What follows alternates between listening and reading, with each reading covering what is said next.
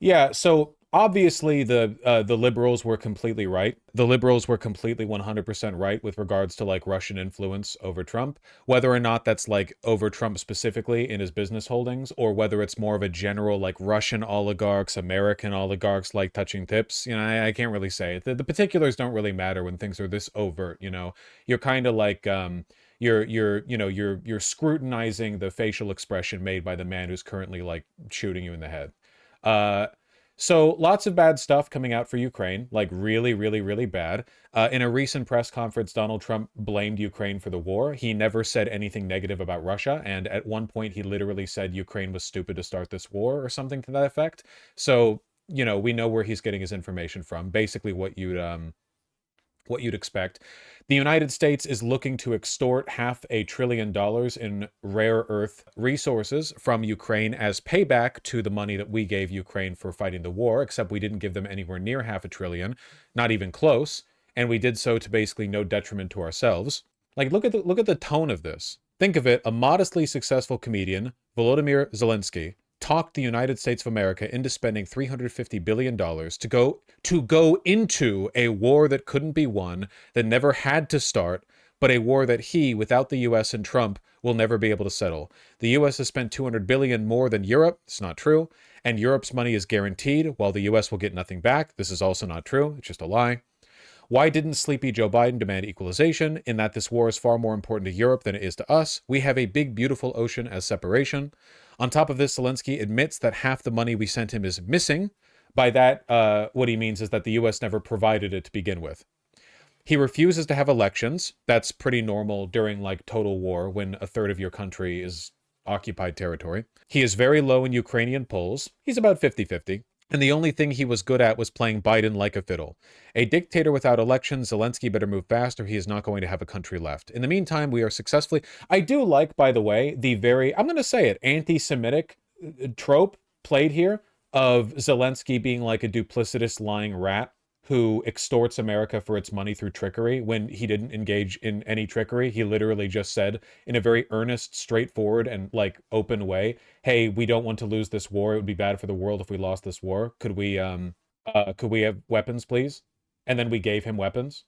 Like he didn't, there wasn't really any conniving here. That just wasn't a part of the program. A dictator without election, so he's calling Zelensky a dictator. Zelensky better move fast or he is not going to have a country left. In the meantime, we are successfully negotiating an end to the war with Russia, something all admit only Trump and the Trump administration can do. Biden never tried. Europe has failed to bring peace. Zelensky probably wants to keep the gravy train going. I love Ukraine, but Zelensky has done a terrible job. His country is shattered and millions have unnecessarily died, and so it continues. So yeah, he's like, obviously he was always going to be pro-Russia in a broader sense, but this is a level of antagonism towards Ukraine that's kind of like earth-shattering, not just to Ukraine, but also to our allies. Basically, every pro-Ukrainian person that I've seen on social media is basically feeling like they've been Night of Long Knived, Like this is pretty much it for them, and that's true. Russia and America have initiated peace talks in Saudi Arabia and denied Ukraine the ability to be there. They just will not have Ukraine there. They don't think Ukraine should be able to have there. When Trump was asked, why doesn't Ukraine have a seat at the table? Trump responded, well, they've had a seat at the table for the past 3 years. Now it's our time, or something like that. Pretty much a direct quote. And apparently, according to reports that we're getting from the peace talks that are currently ongoing, peace talks, by the way, it looks like Ukraine is getting nothing that it wants, and Russia is getting everything that it wants. What a surprise. Including a apparently very legitimate fear that as a concession to Russia, the United States would withdraw its troops from NATO allies. Basically like abandoning all of Western Europe and Central Europe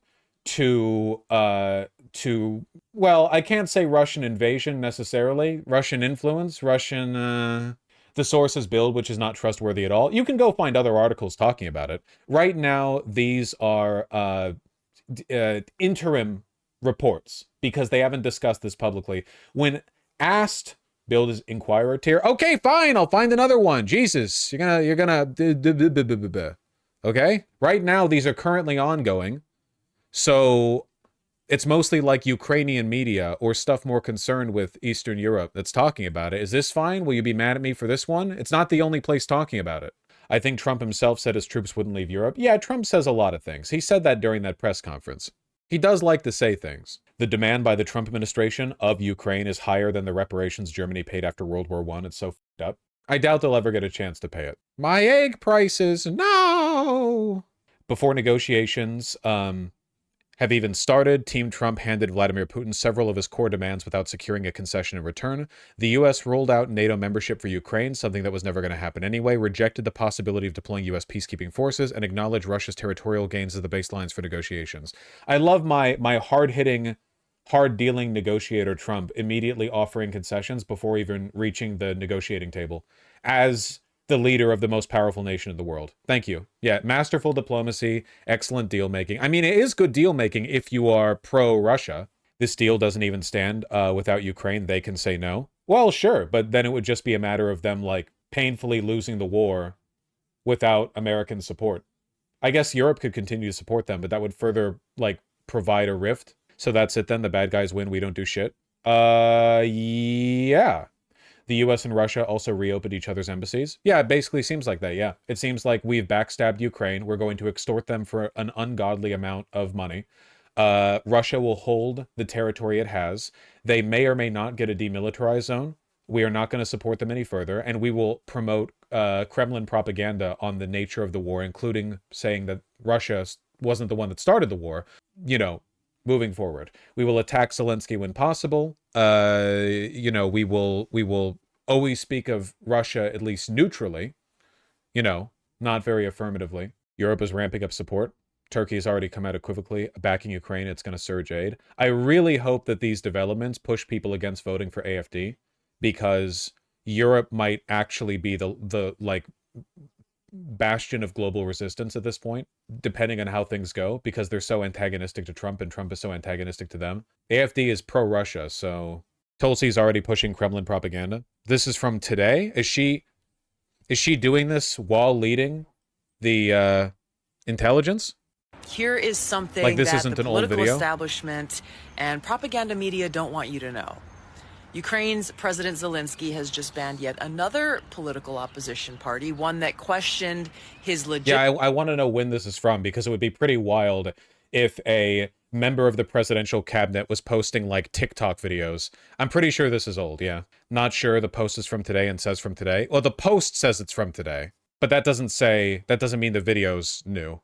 I don't think the video's new. But yeah, she's a Russian agent. I mean, what do you want? What do you want? Oh, you want fascism to not win? Well, tough luck. Sorry.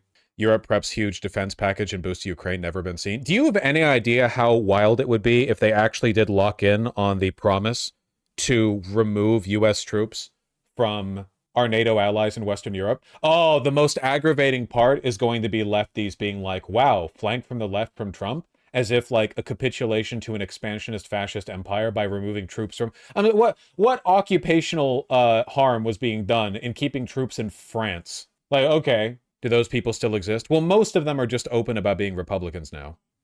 But, you know, there are some, I imagine. Western Europe to fight Morocco? What on earth are you talking about? Zelensky cannot claim to represent the will of the people of Ukraine unless he restores freedom of the press and stops canceling elections. That's true. The only upside of this is that it might force a more unified military from Europe. Yeah, we'll have to see. Lithuania's president. Okay, Lithuania's president. Yeah, I mean, let's talk. Look, what I'm concerned about right now is Germany. That's what I'm concerned about, okay? Germany. I'm concerned about Germany. Largest and most powerful country in the EU. NATO second member. Has something of a functional economy. Die Linke at 9%. Yeah, but is Die Linke pulling from SPD or Greens, or are they pulling from the you know, CDU and AFD? It doesn't matter how Die Linke is doing. What matters is how AFD is doing. Die Linke got up to 7%, actually. Did you not just hear me? I don't care. What matters is the coalition. It does matter because it means the AFD is losing votes. No, it doesn't necessarily mean that at all. If people are moving from the SPD over to Die Linke, that doesn't affect the voter share of the AFD at all. It could mean that. That's why I'm saying what I'm saying. I live in Germany and I'm so scared. Yeah, well, join the party. We already lost our country, okay? AFD voters aren't becoming commies Lamau. Actually, you would be surprised. There is a lot of, like, horseshoe theoryism to people who vote for AFD. You know, basically just, like, militant accelerationists who believe first and foremost in radical change of the status quo. Reform UK is officially the most popular party in the UK now. I predicted this. Thankfully, you're not a part of the EU anymore, so, you know, your island can sink. Whatever. Yeah, we'll see how the peace negotiations go, but basically, yeah, basically just like complete concession to Russia on every front, on like every level. It's all very 1800s chopping up countries. Yeah. Except we have widespread nuclear proliferation now, so we'll see how that goes, I suppose. EU passed more sanctions on Russia along with the defense bill. There's just no way any of this stuff plays out well for the AfD, right? Like, people are familiar with the AfD's position on Russia. Macron of France called a second emergency meeting of European allies on Wednesday. I do really hope that this doesn't, like, lead to a revitalization of neoliberalism in Western Europe. Like, rather than move in a good direction, they're like, okay, like the ineffective old order is actually the only way of resisting this. It always does that. Not necessarily.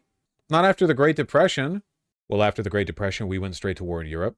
Yeah, but we had a social democracy, a thriving Keynesian social democracy, upon which we built the greatest era of economic prosperity that this country has ever seen.